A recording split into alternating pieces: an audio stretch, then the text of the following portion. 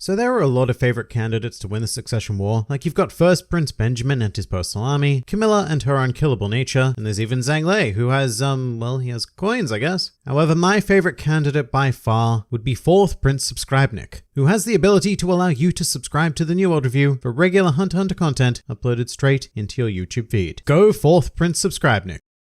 Hello and welcome to the New World Review, your source for everything anime and manga, and today it's time for some glorious speculation regarding the future events of Hunter x Hunter's Succession War arc, which I know I talk about at great length, but I just love it an insane amount for an arc that is nowhere near complete. And now I know there's also a huge sect of those out there that may find this video pointless, as they have given up all hope of Hunter x Hunter ever returning, but that is not how we operate here, so today let us have a potential glimpse into the future. And so I have a series of what I'm going to call moderately thought out predictions here, but first up, I want to state that I won't really be going over material that I have covered extensively in other videos. For example, probably my most major Succession War prediction is that I believe that Kurapika will be dead by the end of the arc. But we have a whole video discussing that one idea, link in the description below if you're interested. But let's move on to some new material. And as for my first potentially foolish prediction, I am going to put it out there that I believe multiple princes will survive the war. So generally when I engage in discussions surrounding the princes, I am kind of forced to use the framing that the series has given us, which is that in theory, only one of them will be alive at the conclusion of this arc. But at the same time, Hunter x Hunter has almost never followed the narrative setup at the beginning of an arc, so I don't see why it would need to do so here. And I guess the main thing to remember regarding this war is that this is probably unlike every other previous contest that the Karkian Empire has engaged in, because we have a plethora of chaotic figures aboard like Kurapika, the Zodiacs, and the Phantom Troop, all of whom are currently capable of overpowering most of the princes in regards to Nen, and all of whom are profound individuals within the series in their own right. So this contest is not going to be an isolated affair, and so I find it very unlikely that everything would go,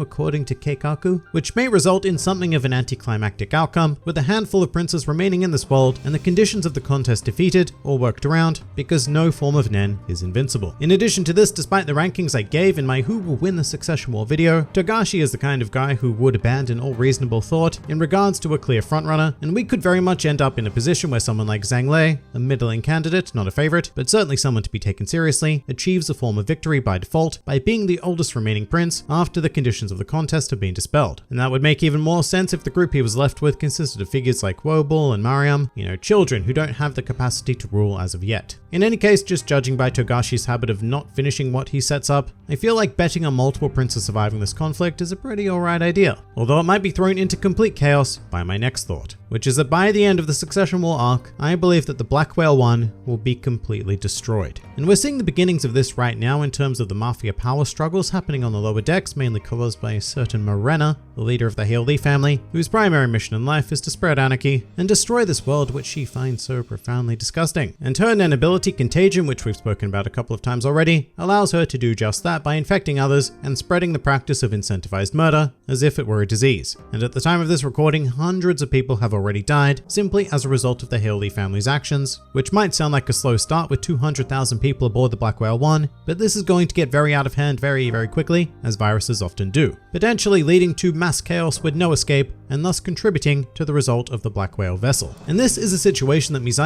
has anticipated and even foreshadowed, which given my logic surrounding the last prediction, you would think that I'd go against a clearly set up plot point, but in this case I think that the integrity of the Black Whale 1 is going to be a near impossible thing to secure, because in addition to the Mafia families, we also have the Phantom Troop, as well as the potential for the Succession War on Tier 1 to spill onto the lower decks, which might be according to the master plan of sacrifice for the Karkian Empire, but a lot of my thinking here also has to do with looking forward, because at the moment the plan is to dump the Karkian Empire on the new continent and pretend it's the Dark Continent, then taking the true expedition team on a ship captained by Moral. However, if the Karkian Empire still has access to a Black Whale 1, then there would be no stopping them from moving on as well, because at some point they will surely discover the deception of the Hunter Association and the V5 nations. But without a vessel capable of sailing through the exceptionally dangerous waters, then they would have no other option but to stay on the new continent. Now in regards to how they would get there at all, the Black Whale 1 has always intrigued me because it appears to have a ship sitting right on top of it. So I would say that's a very convenient method of escape for those who do survive the ensuing chaos in order to make it to the new continent. That or the survivors are picked up by Moral's separate ship, but either way I suspect that this bulky unit is most certainly going down. And as for who said survivors are going to be, this touches on yet another prediction I have, which is that the Phantom Troop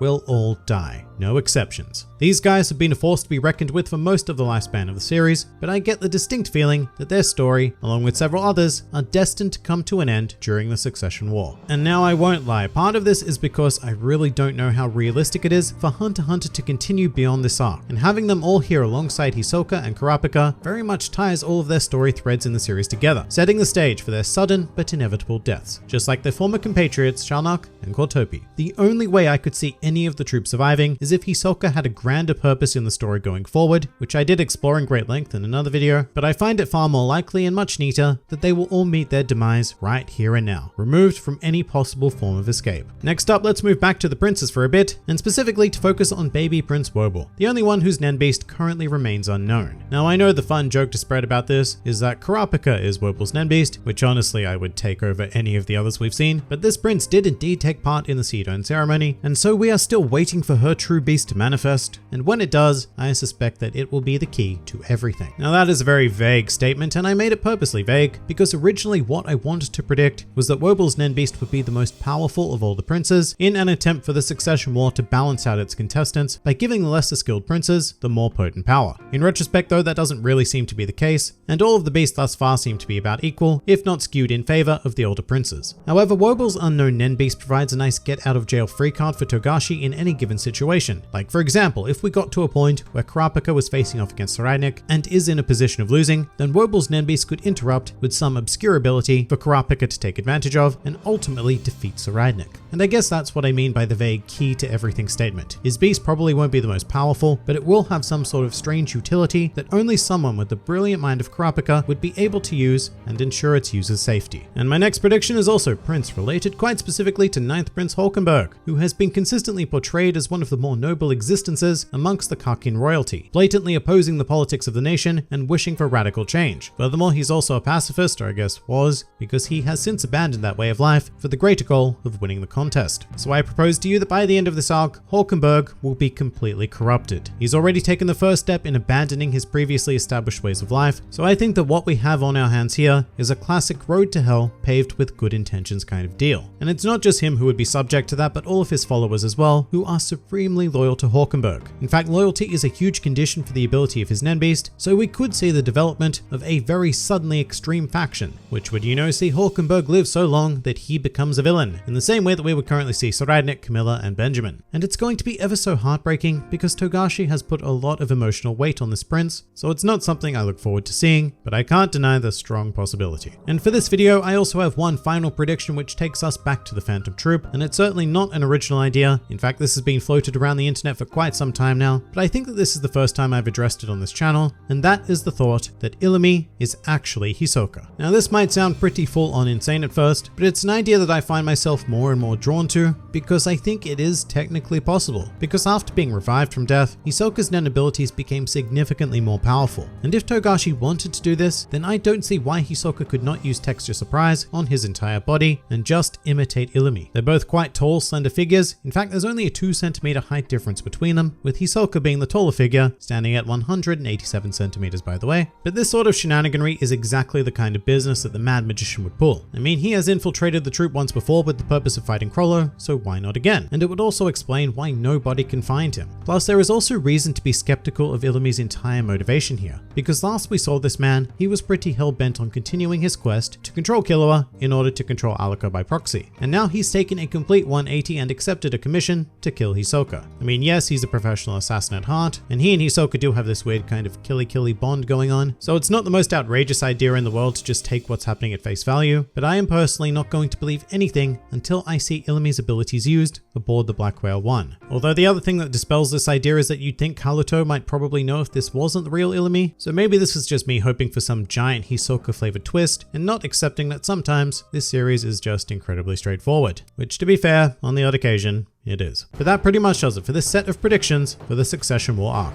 If you enjoyed this video and the content this channel produces in general, then please do consider donating to the New World Review Patreon, because the support of all of you amazing people is what continues to make this channel possible. And if Patreon isn't quite your style, then please do leave this video a like, share, or subscribe, because it also helps support this channel an incredible amount. And if you'd like to join the fun at any time, then please do head over to my Discord server, where a wide array of shenaniganry takes place on a daily basis. And finally, please do comment with your own Succession War predictions. This has been the New World Review, NewWorldReview, and I'll see you next time.